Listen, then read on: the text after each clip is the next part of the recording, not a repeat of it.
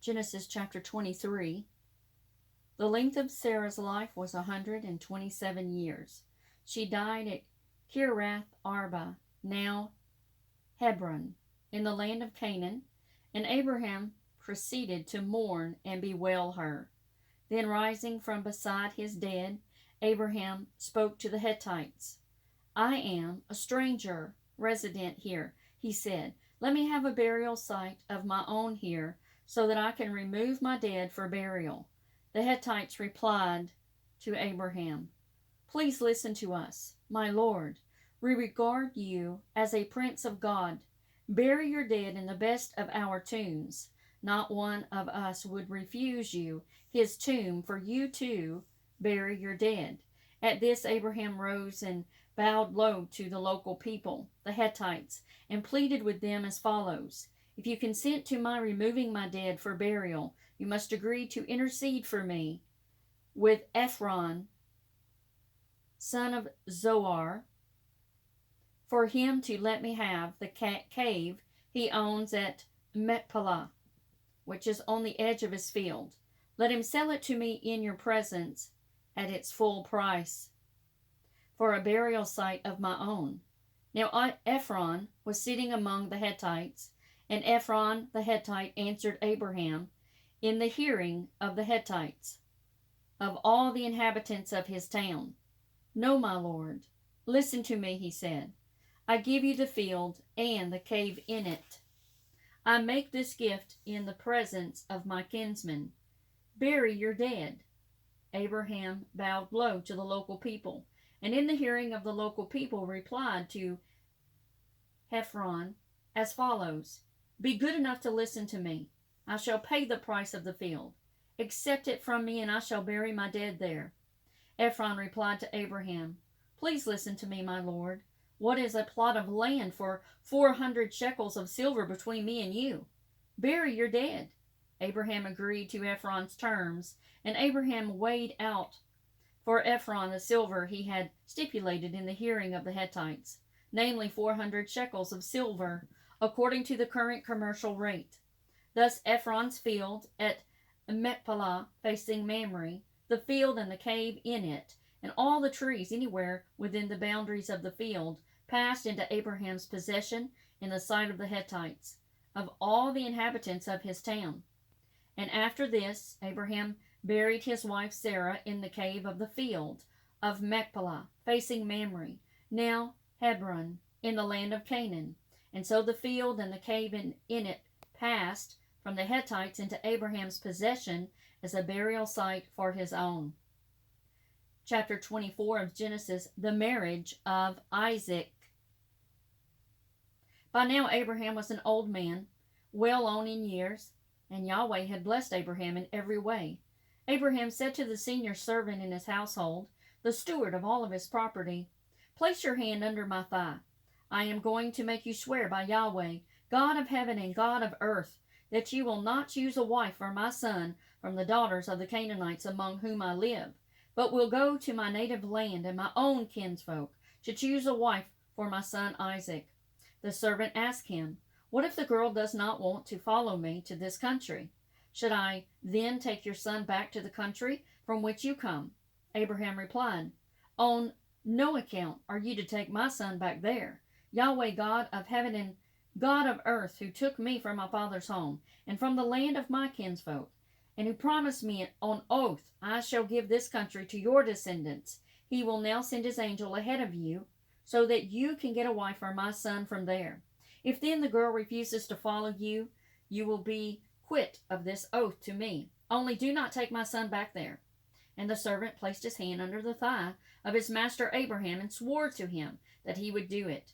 The servant took 10 of his master's camels, and carrying all kinds of gifts from his master, set out for the city of Nahor in Aram Naharaim.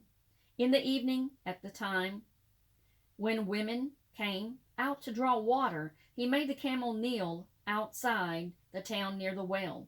And he said, Yahweh God of my master Abraham, give me success today and show faithful love to my master Abraham.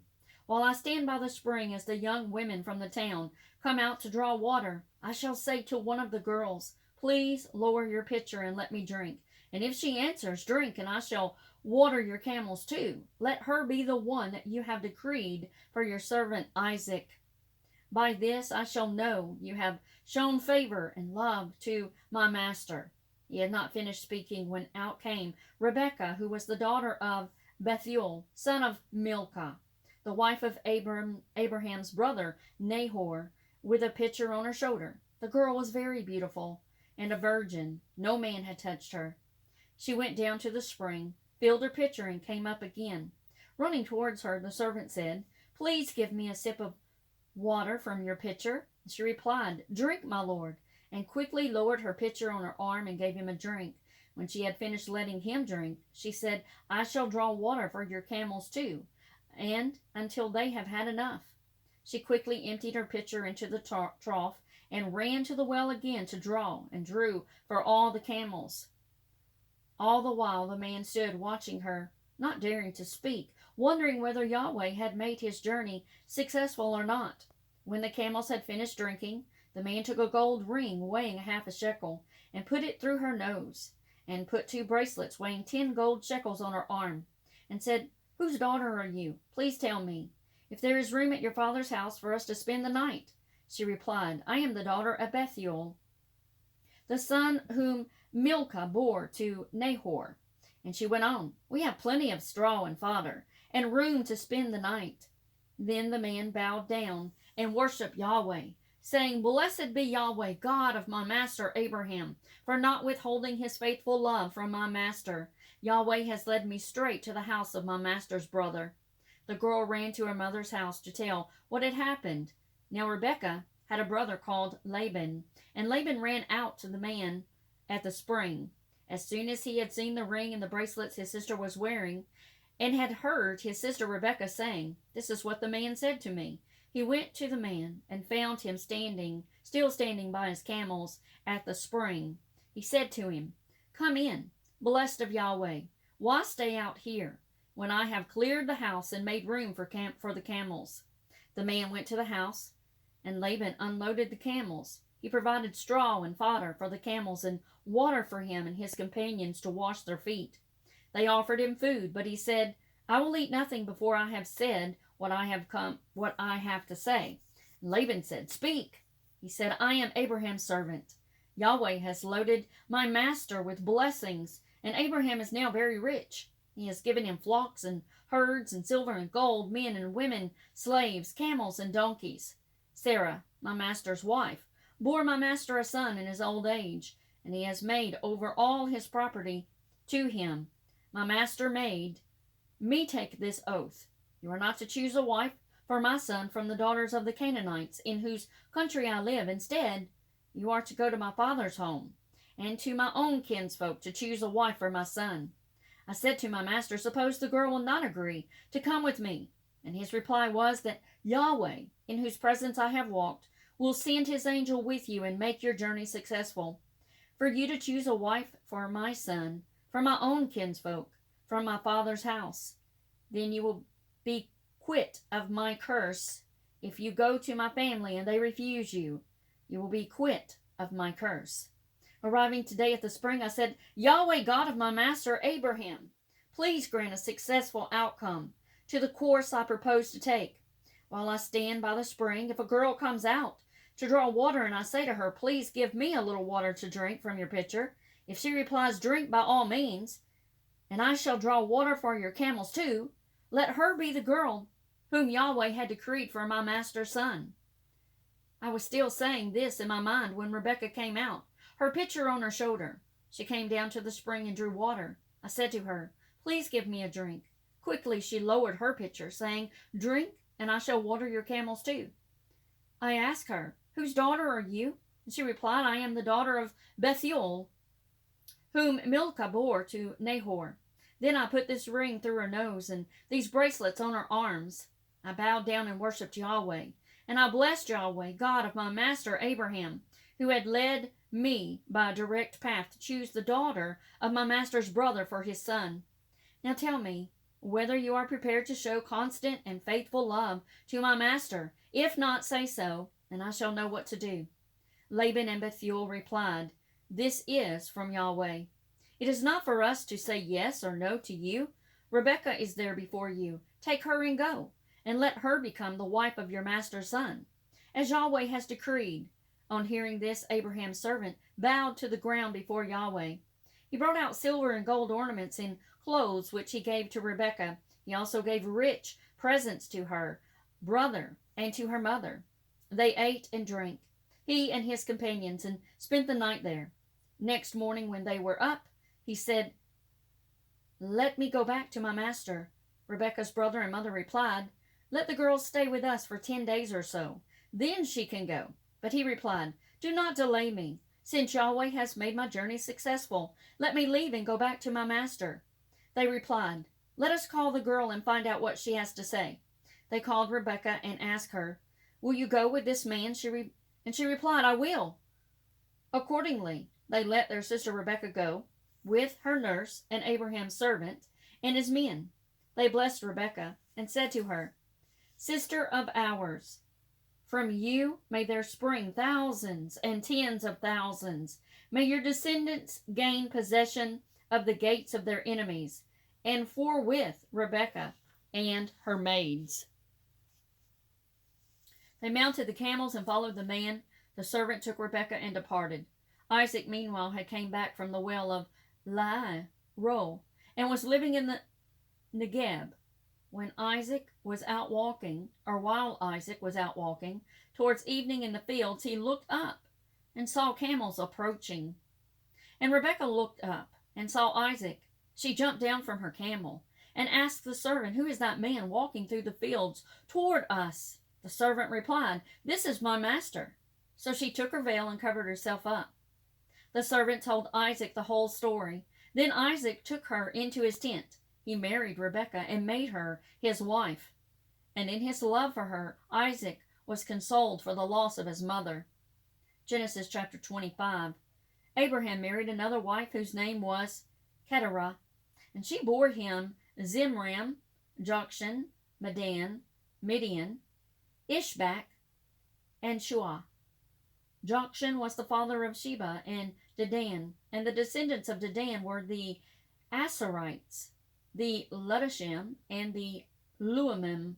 The descendants of Midian were Ephah, Epher, Hanok, Abida, and Eldah. All these were sons of Keturah. Abraham left all his possessions to Isaac. To the sons of his concubines, Abraham made grants during his lifetime, sending them away from his son Isaac eastward to the land of the east. This is the story. Let me go back up. The number of years Abraham lived was 175. When Abraham had breathed his last. Dying at the happy, ripe age, old and full of years, he was gathered to his people. His sons Isaac and Ishmael buried him in the cave of Machpelah, facing Mamre, in the field of Ephron, the Hittite son of Zohar. This was the field that Abraham had bought from the Hittites, and Abraham and his wife Sarah were buried there. After Abraham's death, God blessed his son Isaac. Isaac settled near the well of Lahai-Roi. These are the descendants of Ishmael, son of Abraham, by Hagar, Sarah's Egyptian slave girl.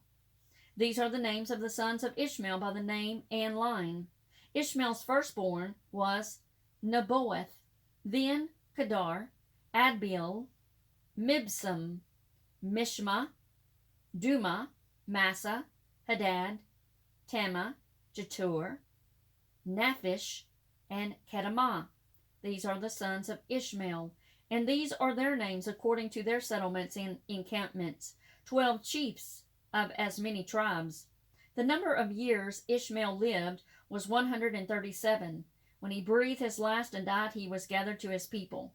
He lived in the territory stretching from Havilah by Shur, just outside Egypt, on the way to Assyria, and he held his own against all his kinsmen. The birth of Esau and Jacob. This is the story of Isaac, son of Abraham.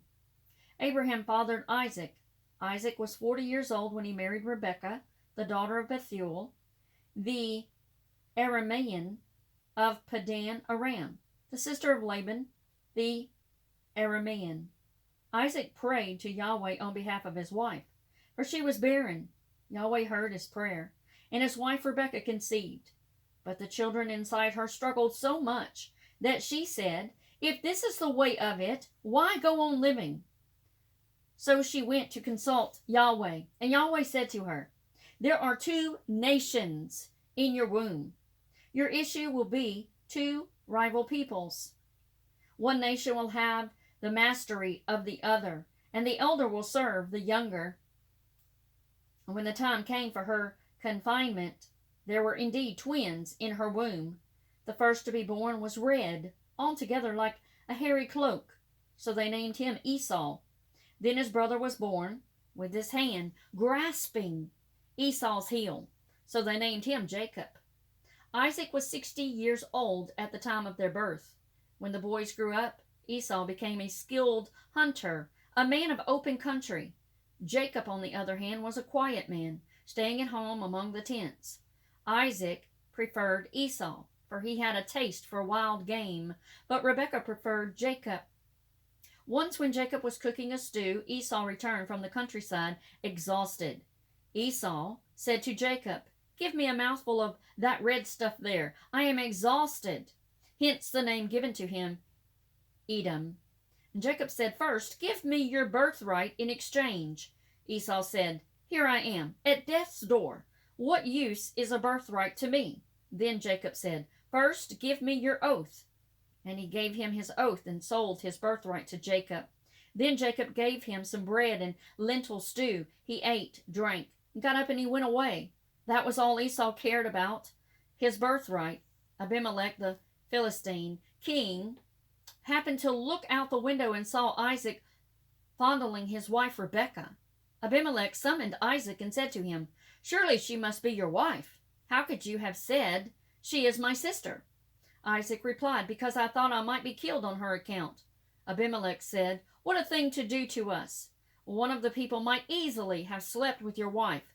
We should have incurred guilt thanks to you." Then Abimelech issued this order to all the people: "Whoever touches this man or his wife will be put to death."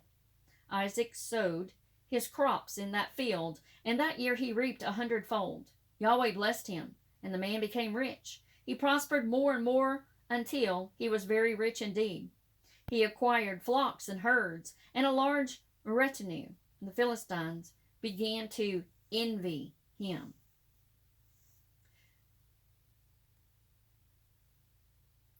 The Philistines had blocked up all the wells.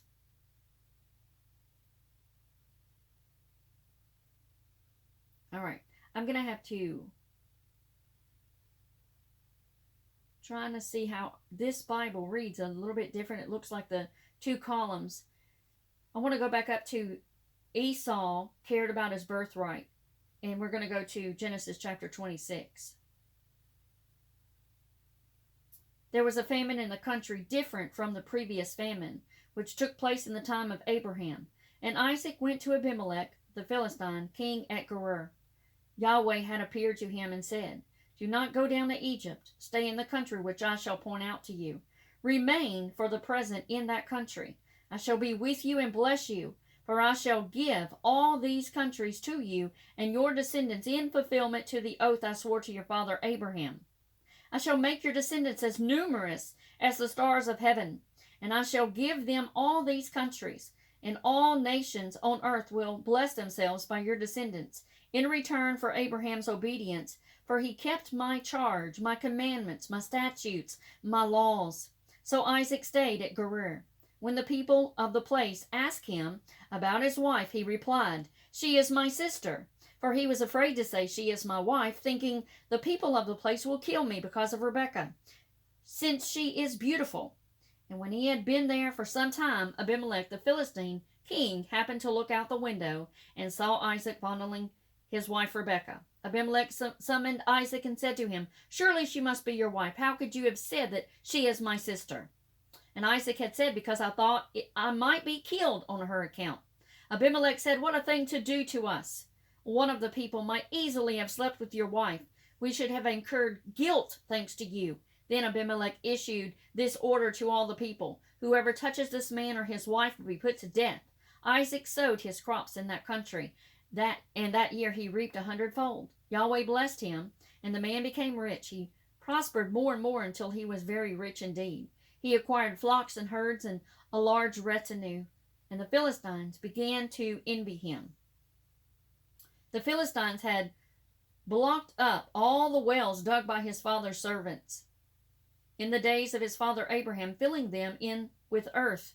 Then Abimelech said to Isaac, "You must leave us, for you have become much more powerful than we are." So Isaac left. He pitched camp in the valley of Gerar, and there he stayed. Isaac reopened the wells dug by the servants of his father Abraham and blocked up by the Philistines after Abraham's death, and he gave them the same names as his father had given them. But when Isaac's servants, digging in the valley, found a well of spring water there, the herdsmen of Gerar disputed it with Isaac's herdsmen, saying, "That water is ours." So Isaac named the well Esek, because they had disputed with him. They dug another well, and there was a dispute over that one too. So he named it Sitnah. Then he left there and dug another well, and since there was no dispute over this one, he named it Rehoboth, saying, "Now Yahweh has made room for us to thrive in the country." From there he went up to Beersheba, and Yahweh appeared to him the same night and said, "I am the God of your father Abraham. Do not be afraid, for I am with you. I shall bless you and multiply your offspring for my servant Abraham's sake." There he built an altar and invoked the name of Yahweh. There he pitched his tent, and there Isaac's servants sank a well. Abimelech came from Gerar to see him, with Ahuzeth, his advisor, and Phicol, the commander of his army. Isaac said to them, "Why do you come to me, since you hate me, and have made me leave you?" "It became clear to us that Yahweh was with you," they replied, "and so we thought, it is time to have a treaty sworn between us and you. So let us make a covenant with you, that you will not do us any harm, since we never molested you, but were unfailingly kind to you, and let you go away in peace. Henceforth Yahweh's blessing on you." He then made them a feast, and they ate and drank. Early next morning they exchanged oaths. Then Isaac bade them farewell, and they left him as friends. It happened the same day that Isaac's servants brought him news about the well they had been digging. "We have found water," they said to him. So he called the well Sheba, and hence the town is named Beersheba to this day.